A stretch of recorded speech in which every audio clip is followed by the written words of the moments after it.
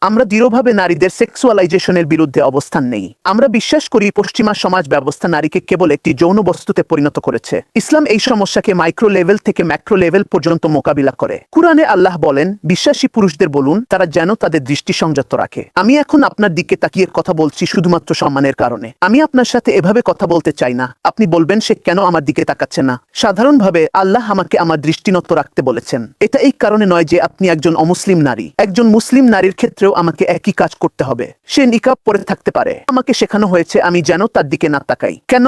কারণ ইসলাম আমাকে ছোটবেলা থেকে একজন পুরুষ হিসেবে শিক্ষা দেয় নারী কোনো যৌন বস্তু নয়। আমরা তাদের দিকে কুদৃষ্টিতে তাকাই না। যদি এমন কিছু চোখে পড়ে যা আকর্ষণ সৃষ্টি করে, দৃষ্টি ফিরিয়ে নিতে হবে। একই নির্দেশ নারীদের জন্য প্রযোজ্য। বলা হয়েছে মুমিন নারীদেরকেও বলুন তারা যেন নিজেদের দৃষ্টি সংযত রাখে। এছাড়াও একটা ড্রেস কোড আছে। উদাহরণস্বরূপ একজন মুসলিম পুরুষ হিসেবে আমাকে নাভি থেকে হাঁটু পর্যন্ত ঢেকে রাখতে হবে। অনুরূপভাবে নারীদেরকেও নিজেদের দেহ ঢেকে রাখতে বলা হয়েছে। তার হাত ও মুখমণ্ডল ব্যতীত সমগ্র দেহ ঢেকে রাখতে হবে। এটাই কি হিজাব? এটাই হিজাব। হিজাব মানে হলো মুখ ও হাত ছাড়া সবকিছু ঢেকে রাখা। তাই এর মাধ্যমে একজন নারী তার যৌনতা নিয়ন্ত্রণ করতে পারে। অর্থাৎ সে চায় যেন তাকে তার মেধার জন্য মূল্যায়ন করা হয়, অন্য কিছুর জন্য নয়। খুব ভালো লাগলো। Try the Quranly app today.